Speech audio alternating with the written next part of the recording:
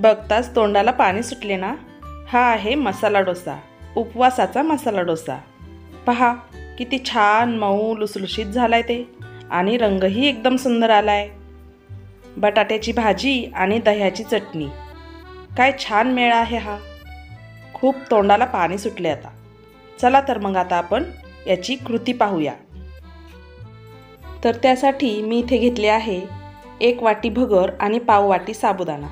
हे आपल्याला 2 तास भिजवायचे आहे. हे सकाळची कामे उरकेपर्यंत तुम्ही सकाळी भिजवला तरी चालते. त्यासाठी मीठ लागणार आहे आणि दही लागणार आहे. चला तर मग आपण याचे बॅटर बनवून घेऊया. यातले पाणी काढून घेऊया.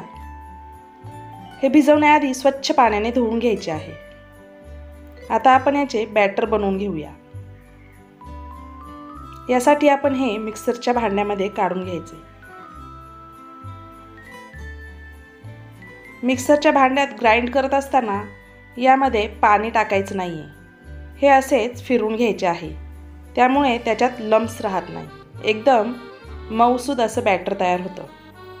आता आपण याची पेस्ट तयार करून घेऊया.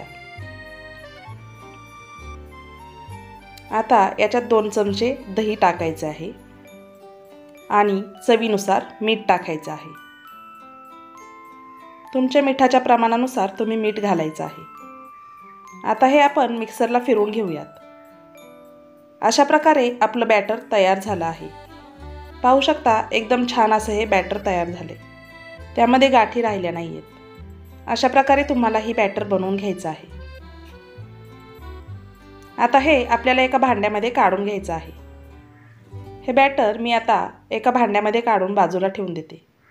तोपर्यंत आपण बटाट्याची भाजी बनवूया.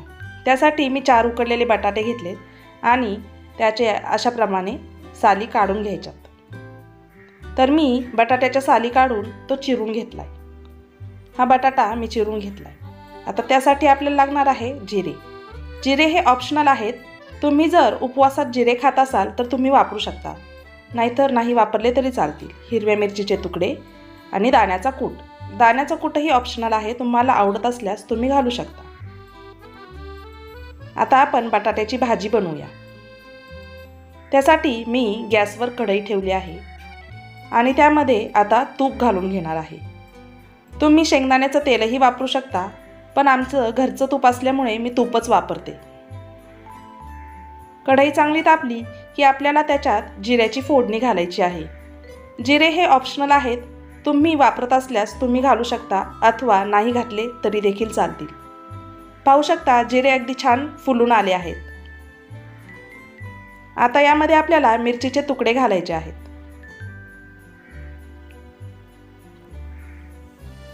ते छान परतले की आपल्याला त्याच्यात चिरलेला बटाटा घालून घ्यायचा आहे.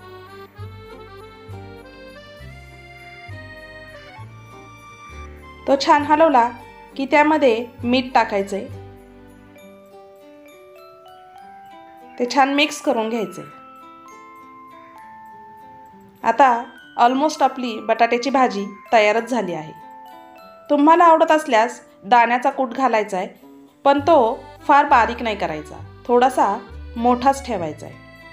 अशा प्रकारे दाण्याचा कूट खूप बारीक नाही करायचा. आता मी यामध्ये दाण्याचा कूट घालत आहे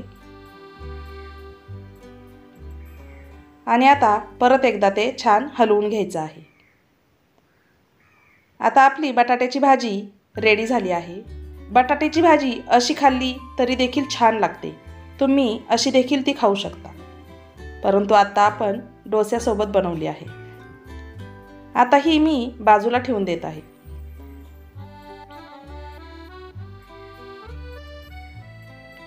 आता मी तुम्हाला दह्याची चटणी बनवून दाखवते.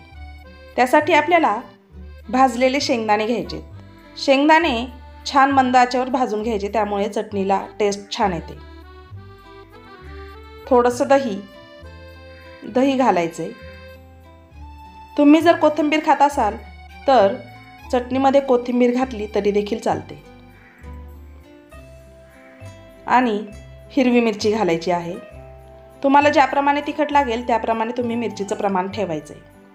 चवीनुसार मीठ घालायचे. आणि थोडीशी साखर देखील घालायची। साखरेने एक छान टेस्ट येते चटणीला। ही चटणी आमच्या घरात सर्वांनाच आवडते। मुलं देखील ही चटणी खूप आवडीने खातात। आता हे आपल्याला मिक्सरला फिरवून घ्यायचे आहे। अशा प्रकारे मी थोडंसं पाणी घालून ही चटणी मिक्सरला ग्राइंड करून घेतली आहे। आता आपल्याला याला जिऱ्याची फोडणी द्यायची आहे। तर आपण याला फोडणी देऊन घेऊयात। तर मी फोडणीसाठी गॅसवर भांडे ठेवले आहे। त्यामध्ये 1 चमचा तूप घालून घेत आहे। हे तूप छान तापले की आपल्याला त्याच्यात जिरे घालायचे आहेत। तूप आता आपले तापलेच आहे।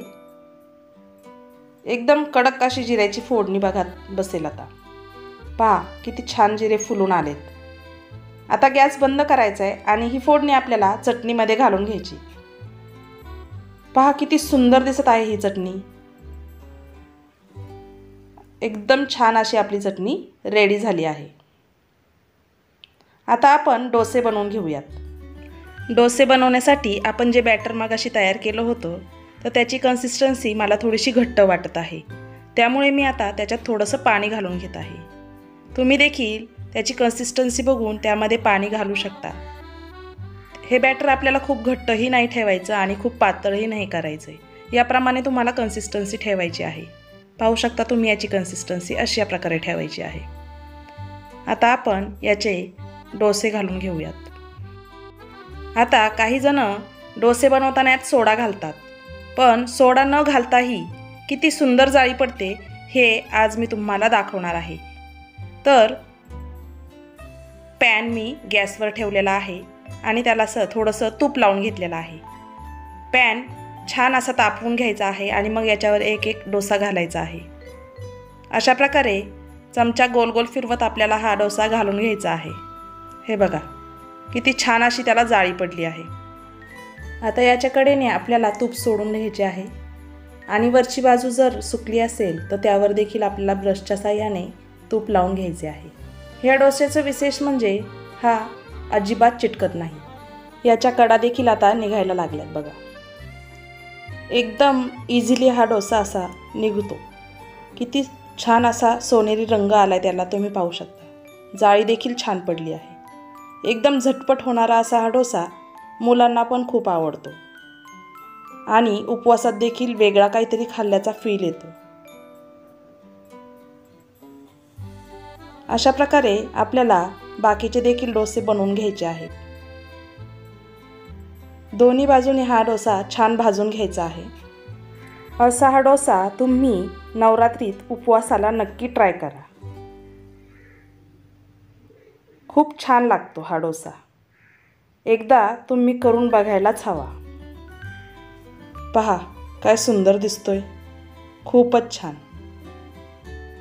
आता याप्रमाणेच हा दुसरा डोसा देखील मी घातला। याला सोडा न घालताही जाळी खूप छान पडते। काही लोक नवरात्रीला सोडा खात देखील नाही, मी देखील खात नाही। त्यामुळे सोडा न घालता डोश्याला जाळी कशी पाडायची, त्यामुळे आपण इथे दह्याचा वापर केला आहे। दह्यामुळे या डोस्याला सुंदर जाळी पडते। दह्यामुळे या डोस्याचं बॅटर फर्मेंट होतं आणि मग छान जाळी पडते। पाहू शकता हा डोसा देखील एकदम इझिली असा उलटला जातोय। हे बघा, याला जास्त तेल किंवा तूपही लागत नाही आणि बघा किती सुंदर कलर आला याला देखील। आता मी तुम्हाला डोसे दाखवते। आपले या बॅटरमध्ये 5 डोसे तयार झालेत। एवढ्या बॅटरमध्ये 2 जणांना पुरेल इतका फराळ तयार होतो। हे बघा किती छान डिश दिसतीये ही। दह्याची चटणी, बटाट्याची भाजी आणि डोसा नक्की ट्राय करा। खूपच छान असा हा डोसा दिसतोय। अगदी तोंडाला पाणी सुटले। या नवरात्रीत तुम्ही नक्की ट्राय करा आणि कमेंट करून मला नक्की सांगा की डोसा कसा झाला ते।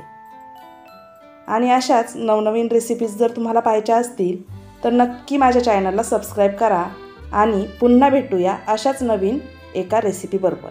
व्हिडिओ शेवटपर्यंत पाहिल्याबद्दल धन्यवाद।